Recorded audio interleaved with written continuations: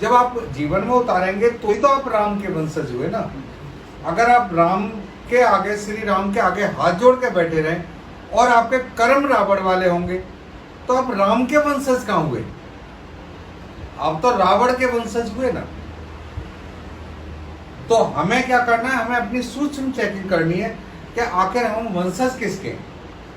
अगर हमें अपने कर्मों में चेंज लाना है, परिवर्तन करना है, तो वो कहते हैं तमोगुण से क्या होता है? प्रमाद। उससे समझ गए ना, लोभ। लोभ क्या बताएगा हमें? लोभ जाता है किससे? दान से।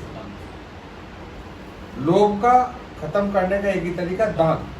और दान किसका?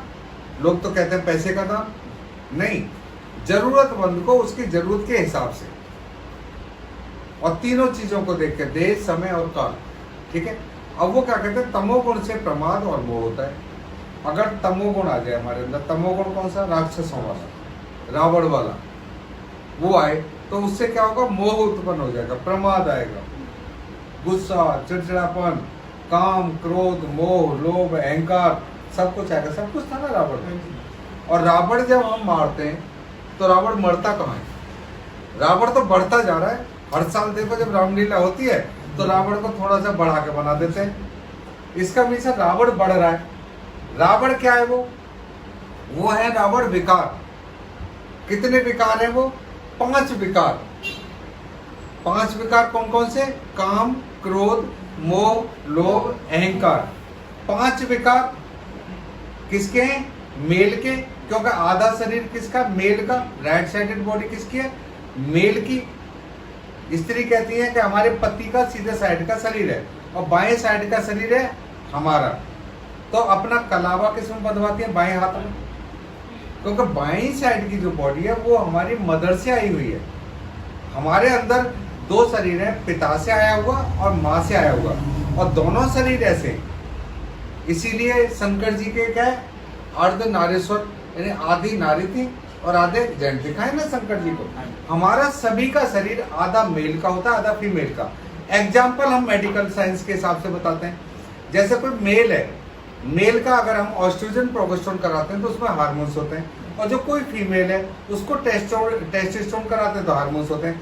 अब फीमेल में हार्मोन्स, जो टेस्टोस्टेरोन को प्रोड्यूस करने वाला हार्मोन्स, वो तो टेस्टिस होता है, और फीमेल में तो टेस्टिस है नहीं, तो उसमें कहां से हार्मोन्स आ गए? टेस्टोस्टेरोन।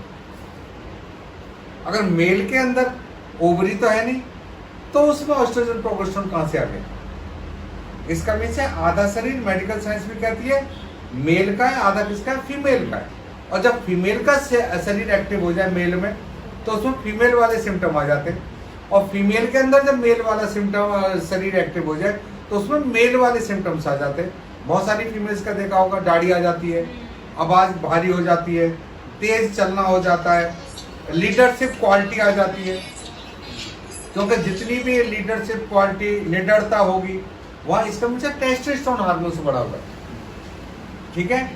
तो ये उन्होंने कहा कि उससे क्या होता है? प्रमाद, मोह उत्पन्न होता है, और वो अज्ञान भी होता है। जब हमें गुस्सा आएगा, जब हमारे वो जो 5 विकार मेल के और 5 फीमेल के, तो रावण के सिर कितने बताए? 10। अब एक कैसे कटेगा? रावण कैसे मरेगा? रावण तीर से तो मरने वाला है नहीं है। वो भगवान राम ने मार दिया उनके ना नाभि में तीर, वो अमृत सूख गया, शरीर मर गया, लेकिन रावण तो आज भी जिंदा है। भाई रावण जिंदा है ना, इसीलिए आप उसे मारते हैं ना। अगर वो मर जाता तो मरे हुए इंसान का कभी कोई पुतला जलाता है? पुतला जलाते हैं सभी जिंदा इंसान के। भाई कोई इंदिरा गांधी जी का पुतला जलाता है? कभी कोई देखा नेहरू जी का पुतला जलाता है?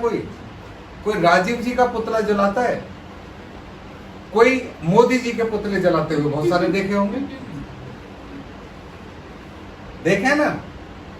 लेकिन अटल बिहारी वाजपेयी जी का तो अब कोई नहीं पुतला जलाता, और बहुत सारे लीडर्स के पुतले जलाते हुए देखे होंगे। तो पुतला उसका जलाया जाता है जो जिंदा है। इसका मतलब क्या है? रावण जिंदा है, और वो हर साल क्या हो रहा है? बढ़ रहा है। तो हमें रावण को कैसे मारना है? उसका एक एक सिर कटेगा ना, वो सिर कटता है फिर आ जाता है, कटता है फिर आ जाता है। तो उसका तरीका क्या है? जब आपका काम, क्रोध, मोह, लोभ, अहंकार, तो एक दिन जिस दिन रावण को मारते तो उस दिन हम क्रोध को छोड़े ना एक बार, एक दिन के लिए। अगर भारत में एक दिन कोई क्रोध ना करे तो रावण का एक सिर कट गया ना। अगर रावण को आप जला के आए और आप क्रोध कर रहे हैं तो रावण का सिर कहां कटा? होता और बढ़ गया। तो हमें ये 5 सिर रोज, अगर 5 सिर पर विचार करना पड़ेगा मेल को, 5 सिर पर विचार करना पड़ेगा फीमेल को, कि मैं अपने अंदर से इन 5 सिरों को काटूं जो मेरे रावण है, और मेल के अंदर से 5 सिर कटे तो हमारे अंदर का रावण मर जाएगा, और फिर हमें रावण हर साल मारने की कोई जरूरत नहीं। ठीक है? और जब तक हम अपने अंदर का रावण नहीं मारेंगे, हर साल हमें रावण मारना पड़ेगा। और कब तक मारना पड़ेगा? ये तो चलता ही रहेगा खेल। ठीक है? और वो बढ़ता रहेगा, उसमें कंपटीशन हो जाएगा कि वहां का रावण बहुत बड़ा था। कंपटीशन होता है ना कि वहां का रावण बहुत ऊंचा था। तो रावण कौन है? विकार। राम कौन है? देवता, अविकारी, जिसके अंदर ये विकार नहीं थे। ठीक है? तो राम ही रावण को मार सकता है, यानी अविकारी इंसान जिसके अंदर विकार ना हो, वही रावण को मारने का अधिकारी है। तो रावण को मारने से अच्छा है कि पहले अपने अंदर के विकार मारो। ठीक है? और जले हुए रावण की हड्डियों को लेके घर आते हैं, डंडियां लेके भागते हैं ना लोग, हैं? देखा, लेके भागते हैं ना जब रावण चलता है? क्यों लेके भागते हैं वो?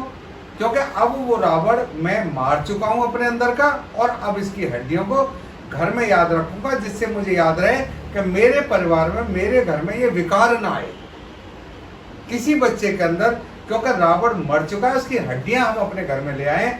जब जब हड्डियां देखेंगे तो हम कहेंगे कि रावण का जो विकार है वो हमारे परिवार में नहीं है।